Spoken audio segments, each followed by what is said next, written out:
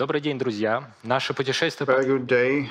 Our journey across the world of state-of-the-art solutions continues, and now we will speak with AIRI researchers and specialists, which is a state-of-the-art basic and applied research institute in AI with focus on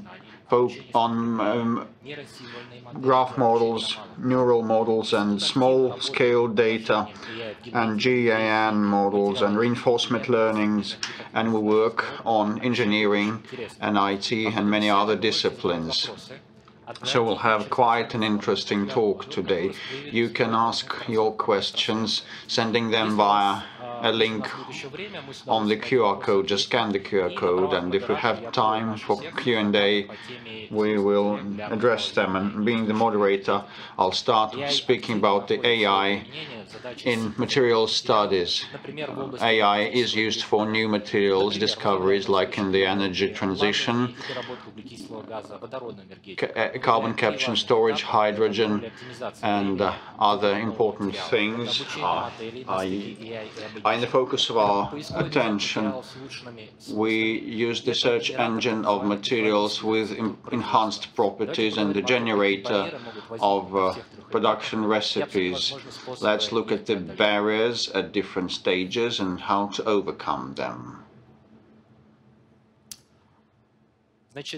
Повторюсь, тема AI for new materials discovered in sustainable energy. Чем мы мотивированы? So, what drives us? What is our motivation? The first one is ESG,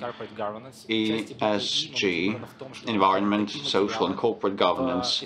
With respect to E, we want to find new materials to minimize our carbon footprint, and that is needed for reducing the carbon footprint not only at the energy consumption, but at the production stage. We're trying to have a broader perspective with better chemical, mechanical, and optical properties. We're optimizing a group of parameters, and like in the zero-sum game, minimizing one parameter would entail minimizing another parameter. So it is even more complicated, but at the same time, there is an open field for work for the academic community and research community.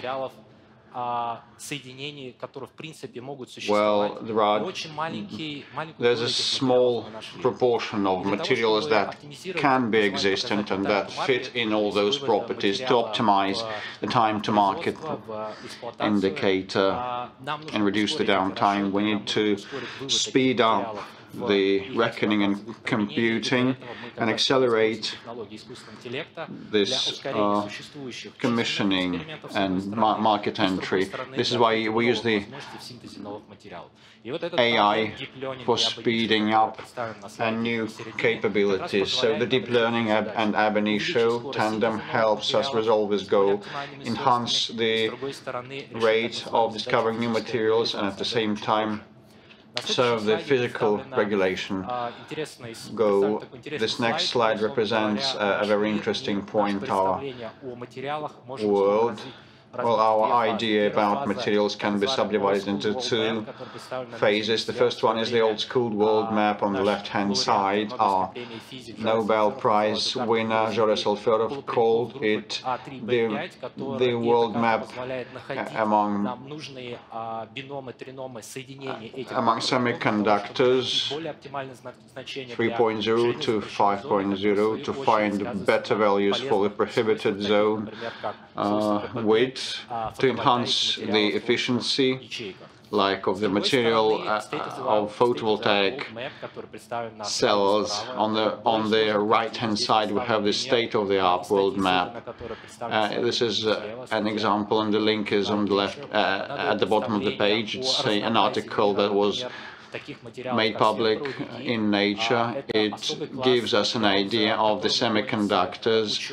That is a special class of materials that everybody is hunting for, and this graph representation helping find topologies similar candidate materials that can become semiconductors offer shortcut opportunities to us, and data science approaches at the data preparation and pre-training would incentivize us to continue our search. So ESG is our motivation number one, to reduce the carbon footprint, and at the same time we know that there is huge potential in search of new materials, and we want to discover new terrains in order to respond to these challenges and to be up to these challenges and search quicker for new materials. We have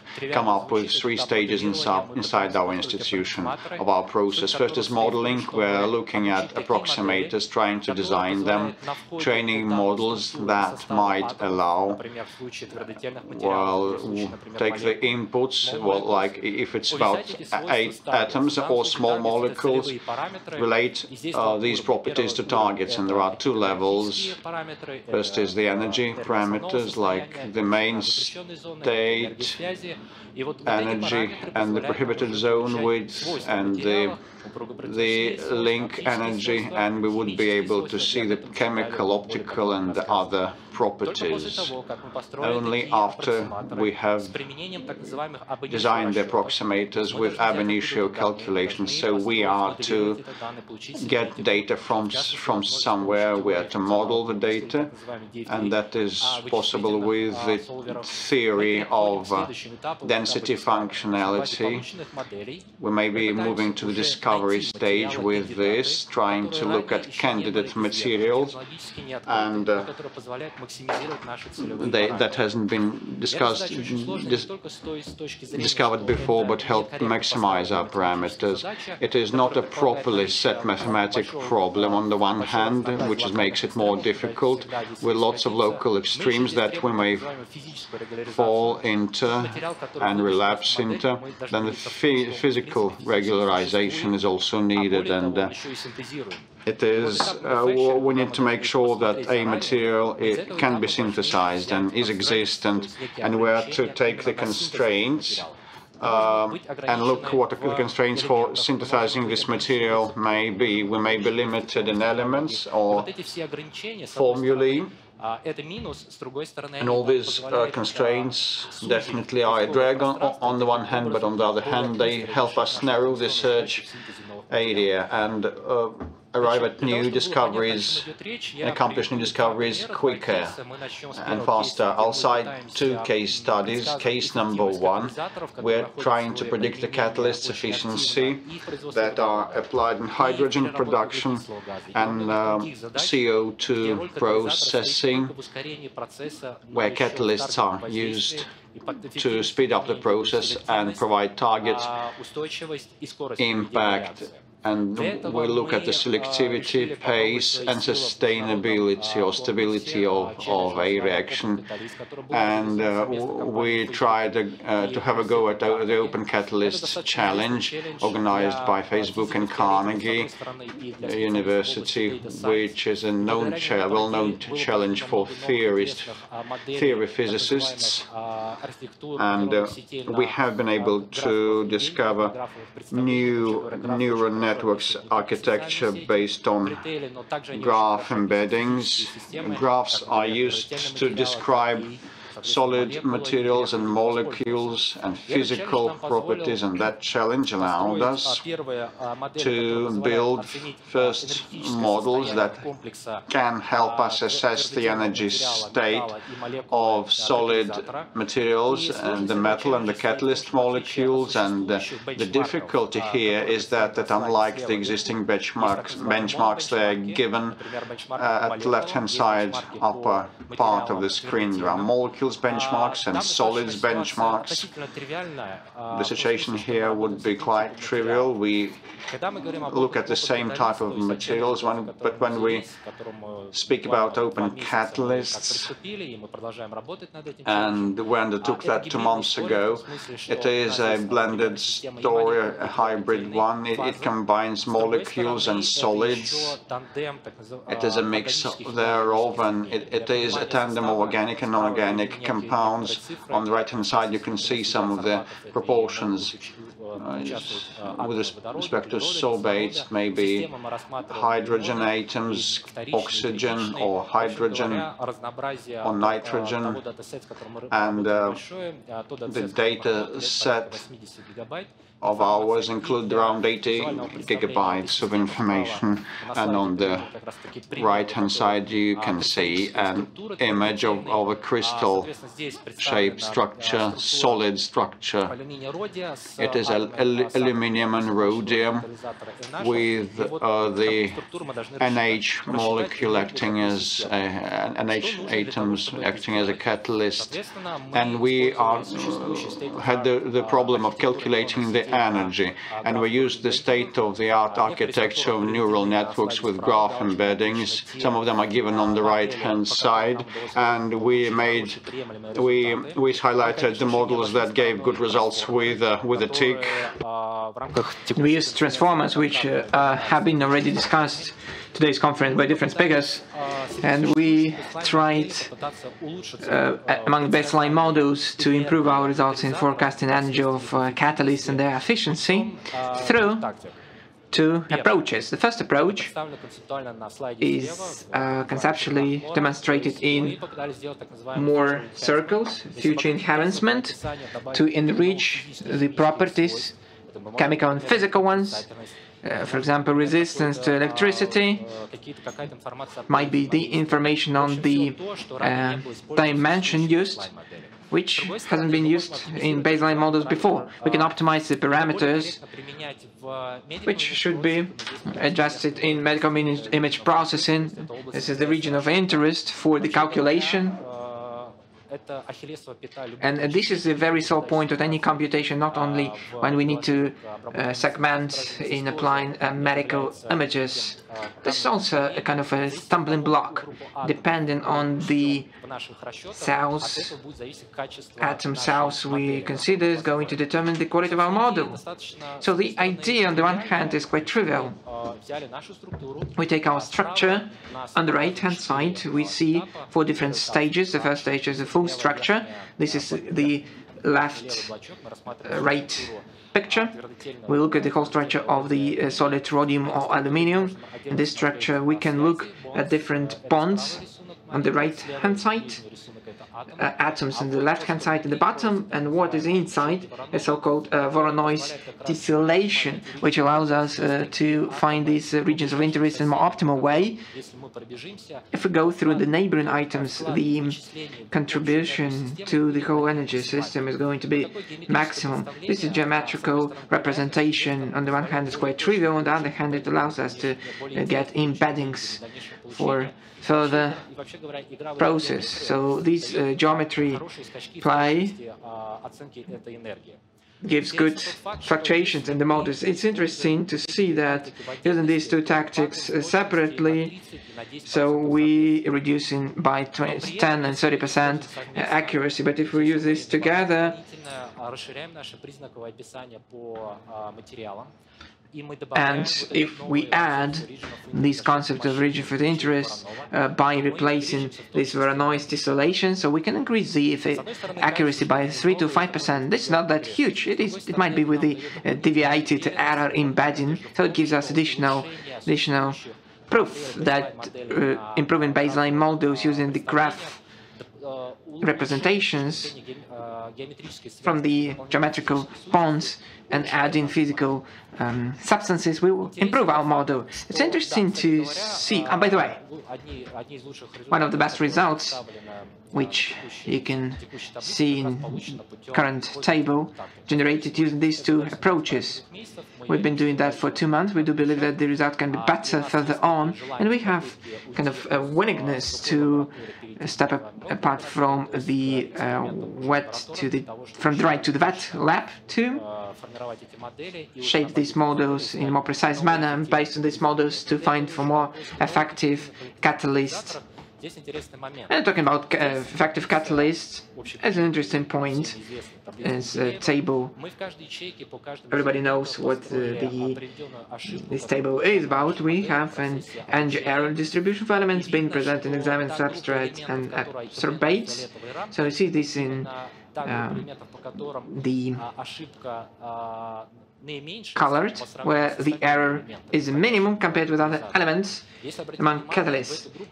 So the model demonstrates almost equivalent predicted M&A for a wide range of compounds consisting of most elements given in training data sets, such metals as palladium, rhodium, lithium, so on and so forth. That says that we're moving in a right direction, but this challenge is not enough to move to the discovery stage. So to this end, we are collaborating with the leading institutes, R&D universities and institutes to get the access to the synthesis and getting the experimental data sets to validate our computation using the real experiment. And this is the challenge I'm going to highlight at the end of my presentation. Another case, a very interesting one from the perspective of the material science and using machine learning and deep learning, was generated in tight cooperation, apart from AIRI, together with SBER and Unique Green Energy. As is one of the biggest producers of solar cells, we looked into engineering tasks and we demonstrated that the big potential are in the field of manufacturing. Apart from search for new materials, we shouldn't forget about the existing technologies which can be optimized. Among the big variety of tasks that we solved, we had 3 groups of tasks. I can just highlight one of them due to the lack of time. This is the introduction cycle of the evaluation quality control. So it's always the case, and there is an error or mistake in production error. So the probability is minimum, but there is always room for perfection. And now implemented the model which automatically diagnoses these failed cells. To this end, we have processed 170,000 of images, solar cell manufacturing, and luminescence image of solar cell is the best way to find some failures, mechanical failures like fractures. On the picture on the left-hand side, it is one of the examples. On the left, at the bottom hand side, there is a direct fracture line with a mechanical defect. To solve this task, we created the cascade model. We have 2 levels, low level. We detect defects. This is automatic optical and mechanical defect detection.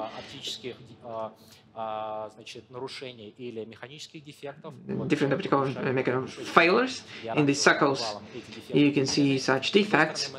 On the other hand, we trained a model which, using the image, can understand whether it is a failure, whether it is a defect or not. So using this approach is close to the book ones. We can train these models on 2 types of samples. In the first case, we have 2 samples of defect or no defect. On the we have auto encoders. For the second, in this zoo of models, we combine in a stack, which allows us to defect the whole cell.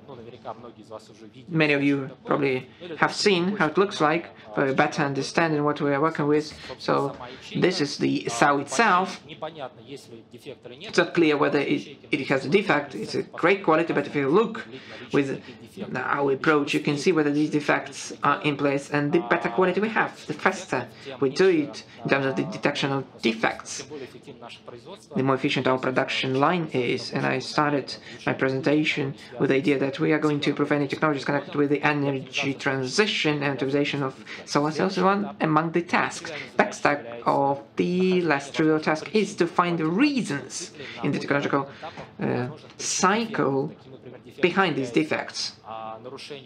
These defects is, for example, the template failure in electrodes, and its electrode and the topology electrode can be more sophisticated, not only in direct lines, but to have a more sophisticated line where the coefficient of capacity of the unit of energy converted by the solar cell from the solar light might be higher. It's interesting to see that through all the cycle of the material synthesis, again due to the lack of time, we've looked into several cases only, but we always look at 3 stages. This is modeling, discovery and manufacturing phase. So the first conclusion is that we need to work not only with the computational ideas, but we need to get to real physical experiments. The second point is that material science is not limited to the discovery problems only, with the potential of AI-based solution is observed with manufacturing issues regards to already existing materials. And the third very important conclusion, even though there is a sequence of 3 stages to get to discovery, we need to think ahead. We need to think ahead of present. We need to see what is possible with both modern and manufacturing issues are jointly examined in new energy materials. We've just started our work.